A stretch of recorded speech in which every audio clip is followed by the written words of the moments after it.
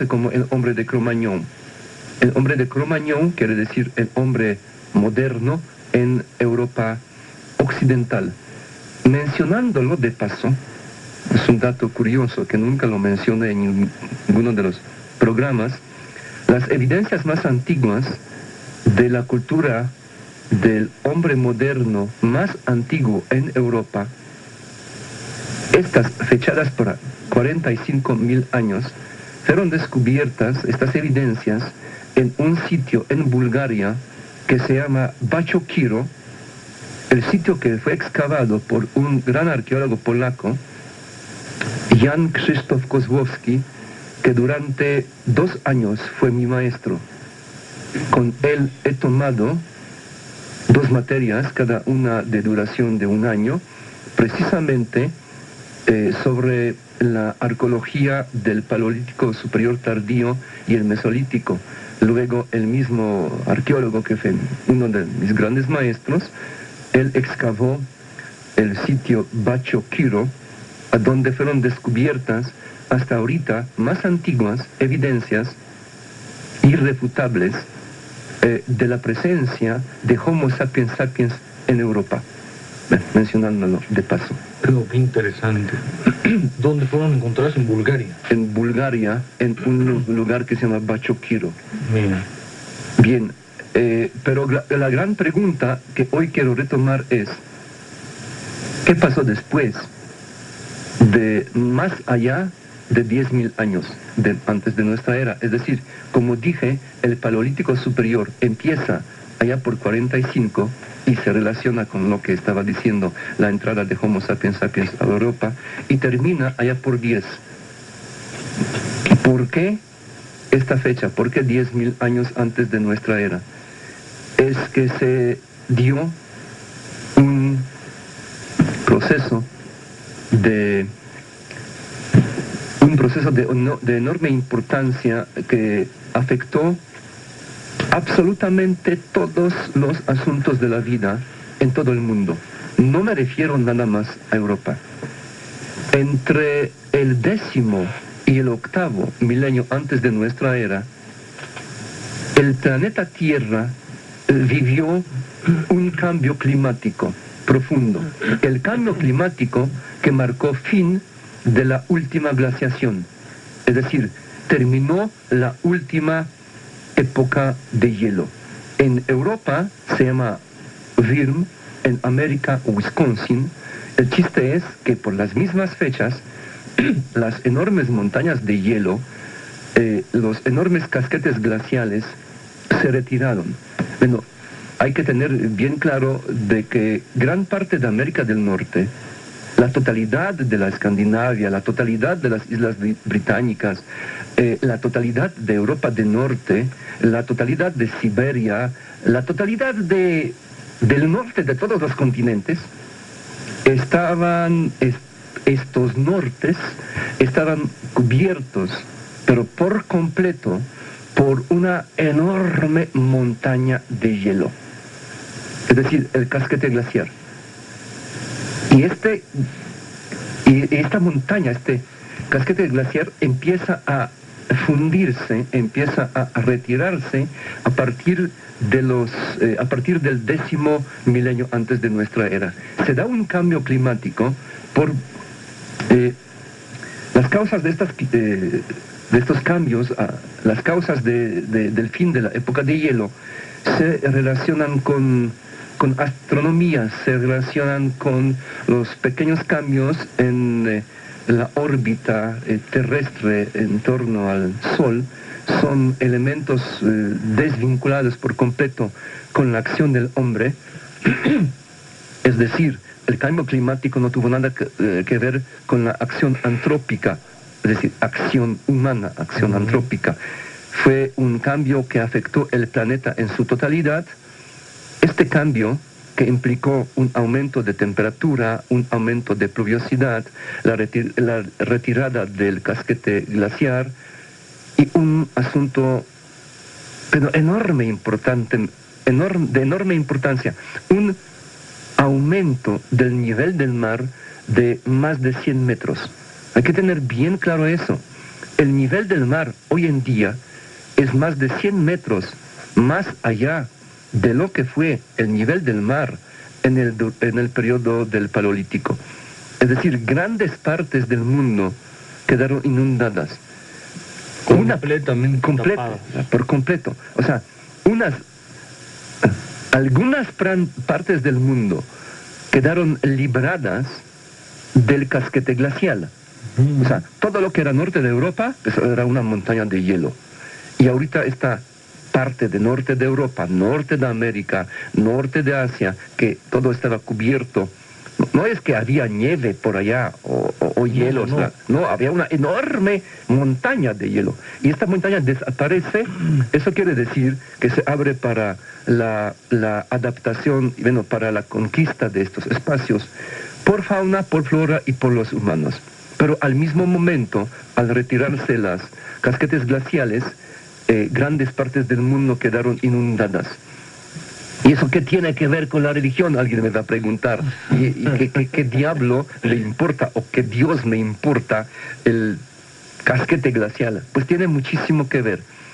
Un cambio climático tan tremendo que se dio en un lapso bastante corto, fueron menos de 2000 años.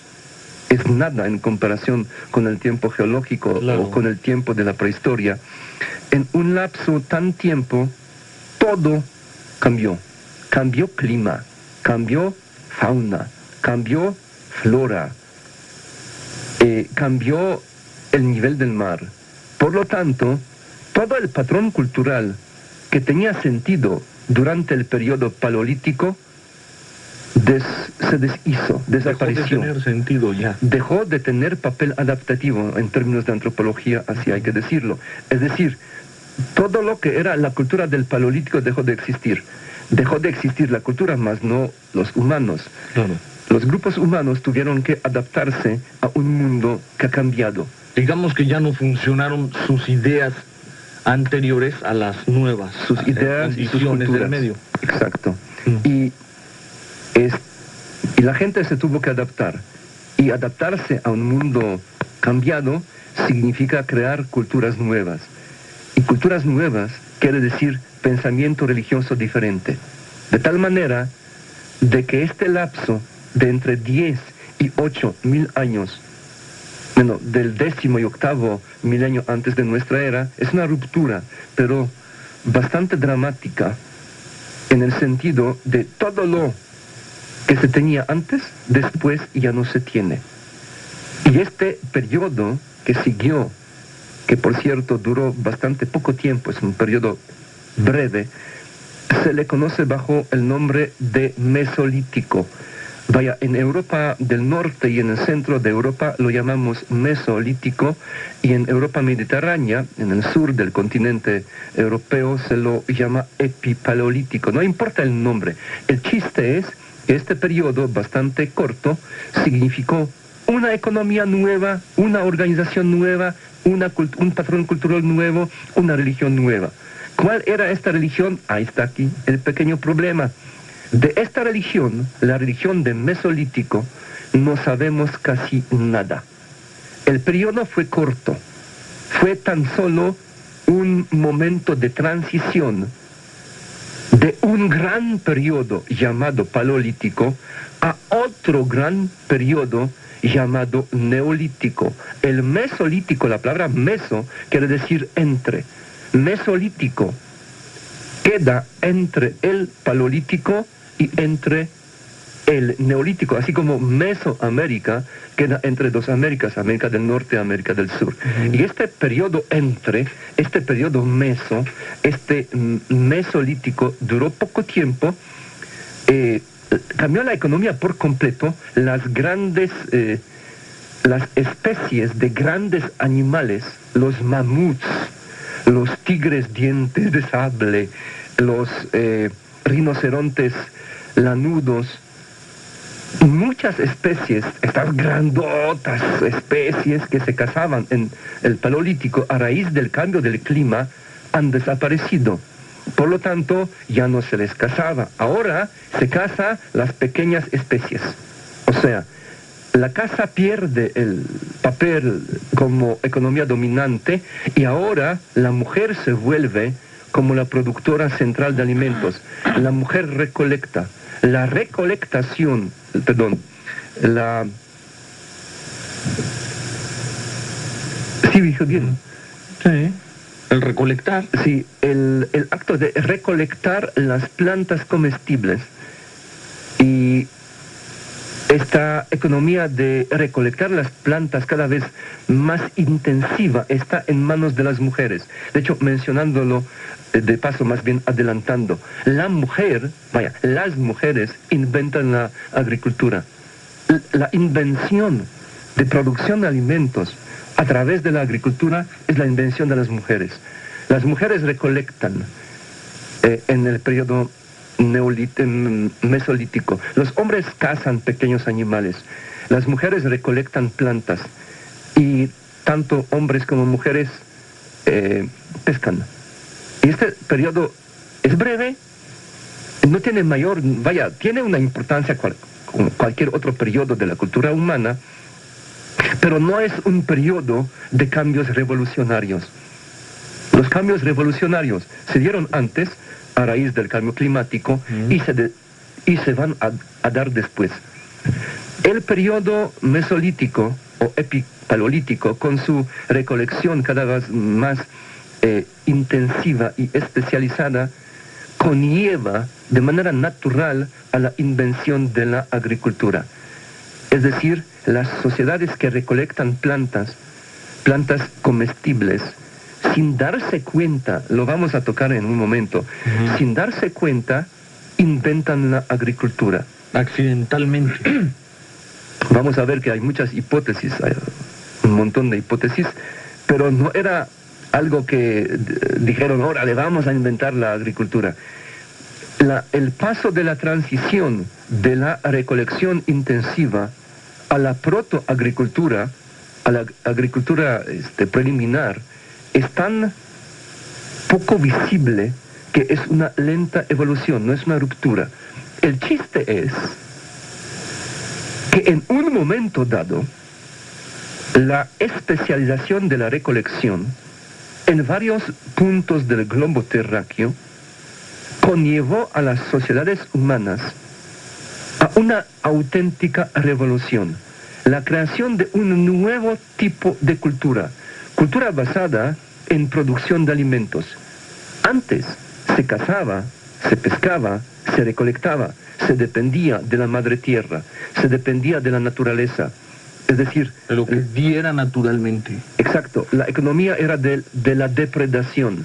Y ahora el hombre empieza a modificarla, a controlarla, a manejarla de acuerdo con sus necesidades. Empieza a explotar el medio. Explotar mediante la agricultura y mediante la cría de animales. El pastoreo. Esta nueva forma de vida que implica un régimen sedentario de la vida, implica vivir en aldeas estables y en grupos cada vez mayores. Todo eso desemboca en una forma del pensamiento religioso absolutamente novedosa.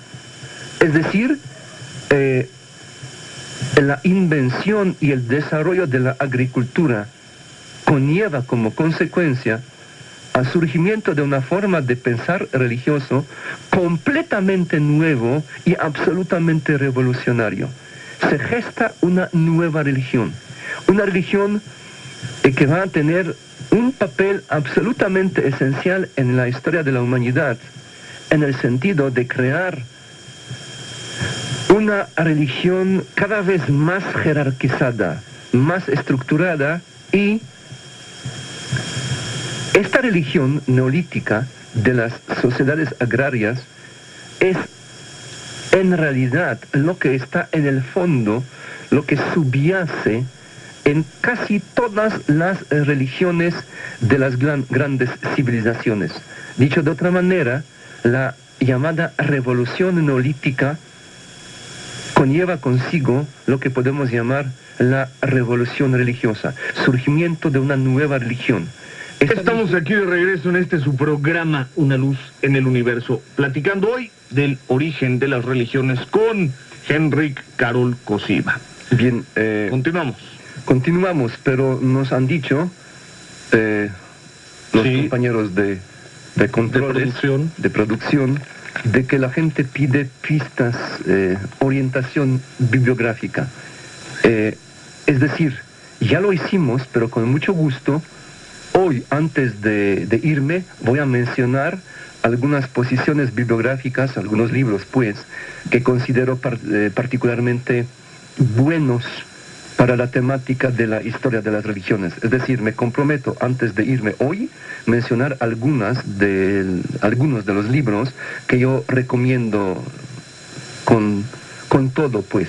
Perfecto. Bueno, volviendo a la temática, después de la gran religión del Paleolítico, después del gran arte paleolítico, después de una época de un auge del arte religioso, el arte de las cuevas, el arte rupestre, el arte portátil, las Venus, viene una época que se antoja decir X. Vaya, una época en el cual todo parece gris en comparación con el auge del Paleolítico superior y también gris en comparación con el auge de lo que sigue. Es una visión exagerada desde el punto de vista de la arqueología prehistórica, desde el punto de vista de la ciencia. Todas las épocas son exactamente igual de importantes. El Mesolítico tiene una enorme importancia de ser la transición de una época muy propia a otra época muy propia. Esta época de transición, como Mesolítico, jugó este papel de transformar las sociedades del Paleolítico final al Neolítico temprano. Aunque también, por el otro lado, hay que reconocer que para este periodo casi no hay fuentes arqueológicas que nos hablan de la vida religiosa. Es una cosa un tanto paradójica que de la religión de este periodo, el periodo mesolítico, sabemos mucho menos que sobre la religión de la época anterior, o sea, bastante más antigua. Bueno, el chiste es que cuando termina el Mesolítico, empieza el Neolítico. El Neolítico, la época de la producción de alimentos. Como dije yo, la producción de alimentos, la agricultura, cría, pastoreo, implica un régimen sedentario de la vida, implica vivir en aldeas estables, e implica ver el mundo de una manera completamente nueva. El descubrimiento de la agricultura revolucionó el pensamiento religioso. Ya lo mencionamos hoy en el programa de televisión por internet. Ahorita pues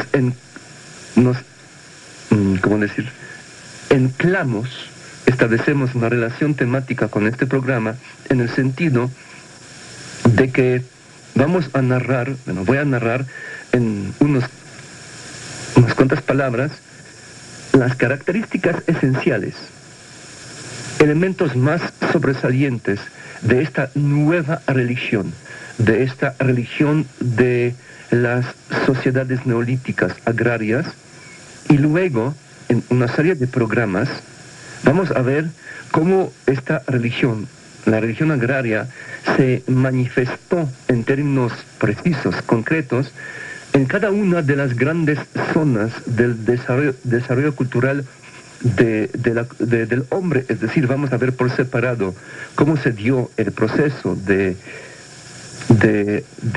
surgimiento y el desarrollo de esta religión en el próximo Oriente Asiático. Veremos cómo se dio este proceso en Europa, cómo se dio en América, y América quiere decir Mesoamérica y la región andina. En suma, veremos focos regionales. Pero ahorita pues hablaremos un poco de lo que esta religión es en cuanto a sus características centrales. Bien, la columna vertebral, el eje central de este de este nuevo creer, son dos elementos. El primero es la tierra y su fertilidad, y el otro es la mujer y su fecundidad. Se establece, y eso es entendible, una relación mítica que iguala la tierra con la mujer. La tierra y la mujer son dos entes que poseen el enigma de la vida. Son las dadoras de la vida, la tierra y la mujer. Por lo tanto, la tierra es mujer y la mujer es terrestre. Por lo tanto, estas dos ideas se convierten en dos manifestaciones de lo mismo, de un ente, de una deidad central, deidad que nosotros, acudiendo al latín, podemos llamarla Magna Mater, en latín la gran diosa madre. Entonces tenemos la tierra, las plantas. La tierra da la vida. ¿Cómo? Pues las plantas crecen de ella. La mujer da la vida. ¿Cómo? Pues dando a la luz. Por lo tanto, estos dos elementos se correlacionan y conforman el núcleo duro, el núcleo central de esta nueva religión. Pero aquí no acaba, entran otros elementos. Tanto la tierra como la mujer, como entes sabias, sabedoras de la vida, requieren del ambiente húmedo. La tierra requiere de agua, agua del río, de los estanques o agua de la lluvia. El acto de fecundación se da en un ambiente húmedo. Por un lado está el esperma y por el otro lado está la reacción fisiológica del órgano sexual femenino. El chiste es que el acto mismo es netamente húmedo. Y luego, Martín, y luego el primer acto del parto es la salida de las aguas. El primer acto es el rompimiento de la membrana en el útero y salen las aguas, de tal manera que cualquier partera prehistórica se daba cuenta de que antes de salir el bebé salían las aguas. Por lo tanto, a este complejo ideológico tierra-mujer se anexa lo de los líquidos preciosos de la vida. Sí, Martín, quisiste preguntar algo. Es que quisiera hacer una, porque tú nos habías comentado en el Paleolítico, no tenían una concepción clara de la ley de causa-efecto de sexo-nacimiento. Aquí correctamente. Ya. Sí, ya, ahorita ya no hay vuelta de hoja. En el arte paleolítico, que es muy abundante, o sea, el Paleolítico superior fue el momento de una creatividad suprema, superior de veras. No hay ni una sola escena del coito. No hay ni una sola representación erótica. Nada. Este asunto está completamente ausente en el arte paleolítico. ¿Por qué? Porque, como lo has mencionado, bueno, esta es una suposición, pero bastante objetiva. Porque no hay nada, no es que hay pocas, no, ni una sola, punto, claro, ni una sola. Claro. Eso quiere decir... Sin embargo, sí hay Venus paleolíticas. Las Venus paleolíticas subrayan el aspecto procreativo, mas no sexual erótico. Exacto. Es decir, para nosotros, el sexo y la procreación es causa y efecto. Para nosotros, antes no. En este periodo más antiguo del Paleolítico, esta relación de causa y efecto se desconocía. Es decir, era un misterio de por qué la mujer se vuelve encinta. Era un misterio de por qué de repente empieza a engordar y 9 meses después de cuando, unos meses después, salen las aguas y luego sale el bebé. La gente no sabía de la aportación masculina no se daban cuenta en el Paleolítico. Para el periodo Neolítico, la relación está ya completamente conocida. ¿Y cómo lo sabemos? Porque así como no hay nada de estas fuchicochinadas,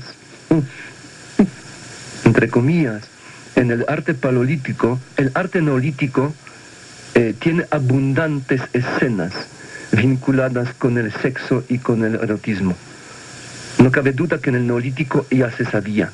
Y en el neolítico se hace gala de estos asuntos, pero la mujer es alfa y omega. La mujer es la dadora de la vida. El hombre hace lo suyo, pero quien gesta la vida es la mujer. Entonces tenemos esta religión que se tejió en torno a esta unión simbólica entre tierra, mujer, tierra y su fertilidad, mujer y su fecundidad, mezclando todo eso, más bien juntando con este eje central otras ideas como aquellas de los líquidos preciosos. Es agua, es leche, porque porque la domesticación de animales, ovicápridos, cabra y oveja, llevó a descubrir que estos animales son fuentes de leche. Todavía falta un buen para lo de las vacas, o sea, ganado vacuno. La cabra y oveja se domestica bastante antes. Ahora, un líquido precioso de importancia especial es la sangre. Todas las sociedades agrarias han creado toda una mitología de sangre, y el sacrificio de la sangre, el autosacrificio y frecuentemente el sacrificio humano, el sacrificio supremo de sangre, son elementos de este pensar religioso, del ceremonialismo religioso propio para las culturas netamente agrarias, y el caso particularmente elocuente de eso es el México prehispánico. Pero ya existía desde el Neolítico. Sí, desde entonces hay las culturas prehispánicas, todas fueron agrarias, y todas manejaban como materia prima la piedra. Es decir,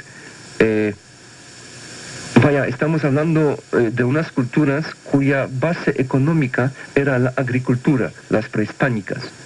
Y estamos hablando de las culturas prehistóricas del viejo mundo hacia Europa, cuya base económica era agricultura. Es decir, las religiones de estas culturas se pueden comparar en el sentido a que responden a patrones culturales parecidos. Sí. Para avanzar en este complejo religioso. Los líquidos preciosos, sangre, leche, agua, pero aquí no acaba este tejido de relaciones simbólicas. Otro elemento es la luna. La luna es femenina porque es femenina. ¿A poco? Ya.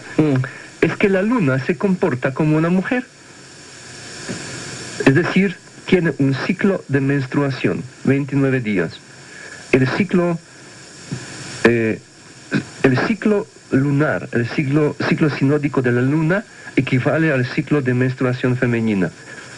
Eso todos de la antigüedad lo sabían. Por lo tanto, las deidades lunares casi siempre, o prácticamente sin casi, son femeninas. La luna es la luna.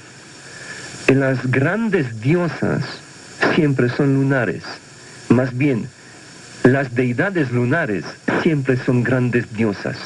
Grandes diosas de vida, de procreación, de abundancia de la comida y de la tierra. Porque son todos estos elementos correlacionados. Es El caso de tantas grandes diosas en las religiones del pasado, ya lo mencioné en otro programa, vuelvo a repetir porque es bueno saber, Ninkursak en Sumer, Ishtar en Babilonia, Afrodita en Grecia, Venus en Roma, Tlazolteotl mexica, Ixchel maya y muchas más. Al fin y al cabo, son nombres diferentes del mismo concepto. Una gran diosa que es a la vez lunar y terrestre. Lunar porque la luna es femenina, terrestre porque la tierra como mujer da la vida. En resumidas cuentas, en este periodo se crea una forma de la vida religiosa cuyos ecos de esta vida religiosa agraria están visibles, discernibles prácticamente en todas las religiones. Estamos hablando del momento cuando se gestan asuntos más antiguos de la religiosidad actual. Las grandes religiones de las grandes culturas han absorbido, han retomado mucho de estas antiquísimas, antiguas religiones del Neolítico. La gran diosa madre, lo adelanto, lo adelanto. La gran diosa madre, la Magna Mater del Neolítico, va a sufrir un proceso de disminución de su importancia en el momento cuando las sociedades humanas se volverán complejas, las sociedades se volverán estratificadas socialmente, van a surgir las culturas urbanas y el fenómeno de metalurgia que implica manejo de temperaturas muy elevadas. Todos estos procesos van a desembocar en el surgimiento de una nueva forma de la vida religiosa, que será una religiosidad solar, la aparición de cultos solares. El sol es masculino, el sol penetra con sus rayos la tierra, el sol masculino penetra la tierra femenina. Los cultos solares siempre, invariablemente, son masculinos. Los cultos lunares, invariablemente, son femeninos. Por lo tanto, en una infinidad de las religiones, la pareja creadora es una deidad masculina solar y una deidad femenina lunar. ¿No me creen? Comparen la iconografía de Jesucristo con la Virgen María, como de repente Cristo es solar y la Virgen María es lunar. Lo pueden ver en el mismísimo santuario de la Virgen de Guadalupe. Cuando apenas llegué a México, me impactó profundamente en una de las iglesias del santuario de la Virgen de Guadalupe. No es la basílica misma, sino en la iglesia que está allá arriba, vi la escultura de Cristo con un gran sol atrás, y la figura de la Virgen María con una enorme luna atrás. Nihil novi, nada nuevo, como decían los romanos. Es la misma asociación de una deidad masculina solar con una deidad femenina lunar, y esta pareja creadora se gesta precisamente mediante el proceso de la yuxtaposición del culto solar nuevo propio para las sociedades complejas sobre la religión, antigua religión femenina, aquella religión neolítica de la luna, de la tierra, de la gran Magna Mater. Y es lo que queda la pareja creadora. Yo adelanté un poco vamos a hablar más adelante sobre cómo la religión de la Magna Mater, la religión neolítica, se manifestaba en distintas partes del mundo, porque tampoco es así que surge la agricultura un día después, ya está una religión de la grandiosa madre, pues para nada, ¿eh? Vamos a ver que este proceso de conformación de esta religión duró milenios. La evolución religiosa, la religión es un proceso, no es un estado, va cambiando. Y son cambios que no se dan de un día a otro, o de un siglo a otro, sino son los cambios a veces lentos, a veces un poco más rápidos, pero siempre es un proceso. Y veremos, pues, en las próximas sesiones de este programa, cómo se dio este proceso en el Próximo Oriente, allá a donde todo inicia en el Próximo Oriente. Allá surge. Órale. Es que es tan tremendamente interesante e importante, como decía yo hace rato en el programa. Aquí podemos ver otra vez que estudiando el origen del hombre, el origen de la religión, el origen de la cultura, entendemos nuestro presente. Prácticamente todo nació ahí, ¿no? Todo se conformó, se estructuró ahí, en el origen. Pues sí, a veces es difícil porque después de tantos milenios las cosas iban evolucionando, cambiando, captando significados, pero en el fondo, en el trasfondo, sobreviven, subyacen las ideas que fueron creadas en el periodo neolítico. Qué interesante, Chihuahua. Muy bien. Preguntas. Si las tienen, apúntenlas y manden a Santa Claus. No, estoy bromeando, ¿eh? A ver, tenemos algunas. una llamada por allá. Vamos a la...